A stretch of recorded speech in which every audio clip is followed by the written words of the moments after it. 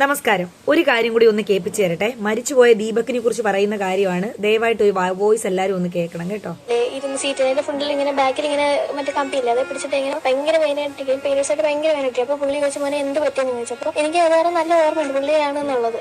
അതിനപ്പോഴാണ് ശരിക്കും പുള്ളിയുടെ ഫേസ് കാണുന്നത്. ചോദിച്ചു എന്ത് പറ്റിയെന്ന്. ഞാൻ കാര്യങ്ങളൊക്കെ പറഞ്ഞു പെയിൻ കില്ലർ വല്ലതും ഉണ്ടാവും. അപ്പൊ അമ്മയോട് ചോദിക്കുന്നത് പറഞ്ഞു. അപ്പൊ അമ്മയ്ക്ക് വയ്യായിരിക്കുന്നു. അപ്പൊ ഞാൻ പറഞ്ഞു വേണ്ടേട്ടാ അറിയില്ല, അമ്മ കിടന്നോട്ടെന്ന് പറഞ്ഞു. അപ്പം പുള്ളിയുടെ കയ്യിരുന്ന പാരസെറ്റമോൾ എടുത്തത്. ഇപ്പൊ തലവേദന വല്ലതും ഉണ്ട്, ഇതിപ്പോ തൽക്കാലം കഴിക്കുന്ന ഇങ്ങനെ തന്നു.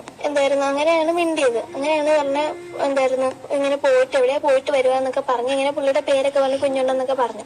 അപ്പൊ എനിക്ക് ഇങ്ങനെ ഓർമ്മയുണ്ട്. അങ്ങനെ പറഞ്ഞിട്ട് കുറെ വർത്താനമൊക്കെ പറയുകയൊക്കെ ചെയ്തത്. എനിക്ക് എക്സാമിന്റെ ഒക്കെ ടെൻഷൻ ആയിട്ടിരിക്കുന്നു. അപ്പൊ പറഞ്ഞു എന്തിനാ പേടിക്കുന്നത്, ഇനിയും നമുക്ക് എന്തോരം ഇങ്ങനെ കിടക്കുവാണ്, ഇനിയും എന്തോരം കാണാൻ, ഞാനൊക്കെ ഇത്രയും പ്രായം എന്തോരം സ്ട്രഗിലൂടെ വരുന്നത്, ഇപ്പോഴും സ്ട്രഗിൾ ആണ്, ഇനി അങ്ങോട്ട് എപ്പോഴും സ്ട്രഗിൾ ആയിരിക്കും, നമുക്ക് ഒന്നും പറഞ്ഞ് പേടിച്ചിരിക്കാൻ പറ്റുമോ എന്നൊക്കെ പറഞ്ഞു. അപ്പൊ ഞാൻ പറഞ്ഞു എനിക്കിങ്ങനെ ഭയങ്കര ടെൻഷനാണ്, എന്ത് ചെയ്യണമെന്ന് അറിയത്തില്ല എന്നൊക്കെ പറഞ്ഞു.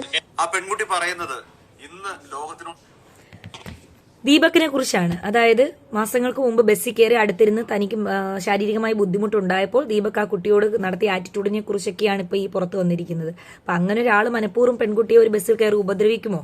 അത് നിങ്ങളും കൂടി ഒന്ന് ചിന്തിക്കൂ.